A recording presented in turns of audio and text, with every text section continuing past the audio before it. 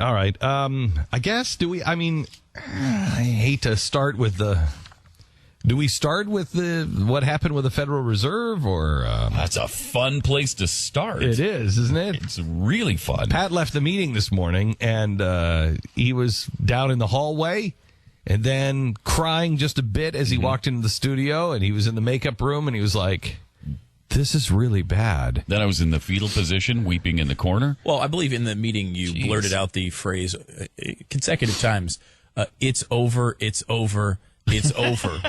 It was a positive start to the day. Yeah, it was. As you understand it. It's Happy over. New Year, everybody. Yeah, well, do you disagree with me? Do either of you disagree with me? No. If we're making some conjecture in this, but it all makes sense. What are we making? Sadly. What are we? Well, you have to. Here, let me explain quickly. Story. Let me quickly explain what happened. Do you remember the gold that Germany said they wanted back? And we said, this is what, a year ago? We said, that's not going to work well. When you start to hear the word rehypothecation, you're going to know there's trouble. Yeah, when you started with the 6-syllable words in the first meeting of the day, my head did start to spin. So rehypothecation means you have an asset like gold. Let's just say that you have let's just say the Federal Reserve is like a safety deposit box, a big vault. And everybody goes and they put their jewelry in their safety deposit box. Okay, that's what the countries of the world look at the Federal Reserve. And the Federal Reserve gives them money for what's in their safety deposit box. But what's in there is theirs. They've just exchanged gold for dollars. But it belongs to them. And those dollars, or that jewelry, let's say, that's like, for instance, this is a wedding ring that I had made when we first got married. Today, by the way, is the anniversary of 14 years of marriage with my wife. And congratulations. Happy I anniversary. sent your thing. Did you get it? Or Did what? I sent your thing. Your president. Oh yeah, we sent it together. Well, Pat and I, we went out and got it. Yeah, we got your thing and sent it. We sent it through. It got there. Oh, you know what though, Pat? Oh, it's been rehypothecated out. Yes, we sent it through that German bank. Crap. The Bunzenbacken or whatever it is. You can't trust those bastards. I hate those guys. Let's get them. So anyway, you know what this is almost like? It reminds me of when you pawn something. So you want to pawn your jewelry. The pawn shop owner will give you some money. No. And he keeps it for you. Yes, and then when you pay it back, then you get your money. Then you get your thing back. A pawn shop can sell it. Well, not if you've got it just for pawn though. You're looking for the loan. So you leave it there, they loan you the money. When you're able to pay it back plus the interest they charge you, which I'm sure is substantial, then you get your jewelry back. Right, and the pawn shop can sell it if you don't pay the loan back. If you don't pay the loan back, they can sell it. Okay. So there is no part of the Federal Reserve not them being able to sell it. It is a bank. Right. Yes. It is a safety deposit box bank. That's what it is. If I gave, this is an ounce of gold, if I gave this ring to the bank and put it in the safety deposit box, here it is. I want that ounce of gold back, and I want it in the shape of the ring. I want this ring. Yes. I don't want somebody else. I don't want you to give me a block of gold. I want this ring. Mm-hmm. When the countries give their gold, pallets and pallets and pallets of gold, when they gave them to the Federal Reserve, full faith and credit in the United States, they gave it to the Federal Reserve, and each of them marked their gold. Ever see the movie The Italian Job? Do you remember the lady on the front? What would they call it? The Polynesian lady or something that was stamped on the front of that gold. That's what each of these countries do. They stamp it with their own stamp. And in this case, it says Bundesbank, Germany, and it has a serial number on it. They know exactly how much each bar weighs. They know what the number is, and they recognize their stamp.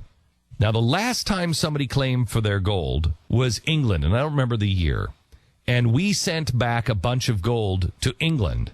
And when England weighed it, they never made an issue out of it, but look, you can look this up.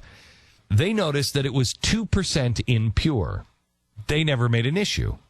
Why was it 2% impure? It was a 100% pure, 99.999% pure when they did. Now it's 97.999 99% pure? What does that mean? What did you do to our gold? It means they replaced it with tungsten. Yeah, they put something in that gold, okay? And they just shaved some off of a it little off. bit. Now, it's unbelievable. Germany comes last year and says, we need our gold back.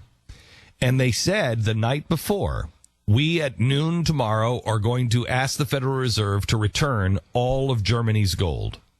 By noon the next day, it was actually 11 the next day, the Bundesbank came out and said, we're not asking for all of our gold. We're just maybe just some of our gold. And the Federal Reserve at noon said, oh my gosh, we are so with you on that one. And wasn't the story originally they wanted it all back, didn't they? No, they wanted it all. They said all at 5 p.m. we want it back. We're going to take all of it back. We're going to ask at noon tomorrow for all of it back. By 11, the Bundesbank came out and said, with the Federal Reserve, we've struck a deal, and they're only going to give us 10% back in a year. So it went from all to 10% in about a day. And then they're going to give us the rest of them in 7 years. What? That's when I started telling you about rehypothecation, saying that you can't return Germany's gold to Germany because Germany's gold has been sold in paper to England, and England's gold has been sold to us. And so nobody owns this gold anymore. I believe it has just gotten worse.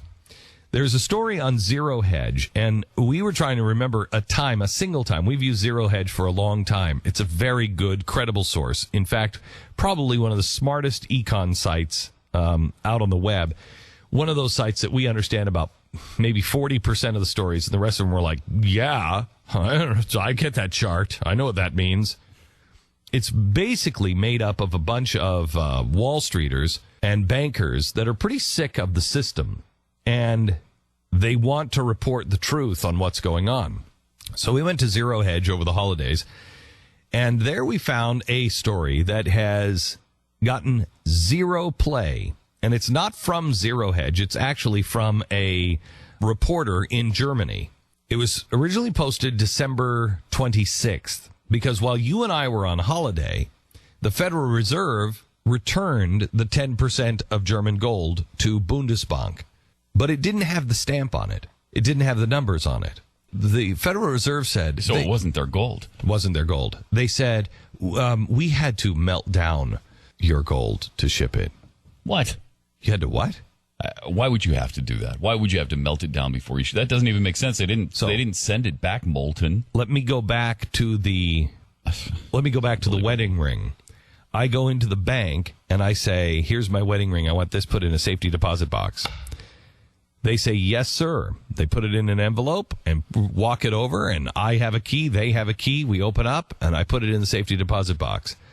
Then I go back in and I say, I want all my jewelry. And they say, oh, Mr. Beck, I can only give you your wedding ring, but I'll give it to you this year, and then the rest of your jewelry I'm going to give it to you in 7 years. I'd say, what the hell is wrong with this bank? I don't have that in the paperwork anywhere. I want my gold back. I know, but, things are tough and we're busy, and so, okay. So it comes to Christmas time. They say, come to the bank and get your wedding ring. They open up my safety deposit box and bring me my ring, and my ring doesn't look like this. It still weighs the same, but it's not my wedding ring. It's been melted down and formed into something else. We had to melt your wedding ring down. Why? Why? It was in my safety deposit box. Why would you possibly have to melt my wedding ring down? Well, so we could give it back to you. We had to melt it down to give it back. What you did is you sold my wedding ring along my actual physical, not rehypothecation. You sold the physical gold. You melted it down years ago. And now when I ask for my wedding ring back, you send me somebody else's wedding ring. You went out and bought a wedding ring. Yes, it's gold. Gold is gold. But what is it you're doing? Only a German reporter is asking this question of the Fed and Bundesbank, and both the Federal Reserve and Bundesbank are refusing to answer why the Federal Reserve suddenly had to melt the gold. This reporter in Germany said, I've reported on this stuff for 37 years.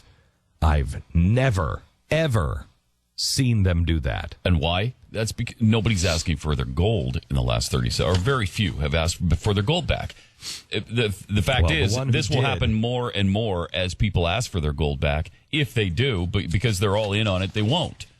Because when this gig is up, the bottom falls out. I mean, think this is your first real indication that there is no gold. That's cataclysmic. There is no gold in Fort Knox. There is no gold in the Federal Reserve. Or there's very few. If they've gotten rid of everybody's gold and they resold it over and over again and had to melt down bars of gold so that you can't distinguish whose gold is which, there's very little gold left, if any. And tonight we will explain this to you. And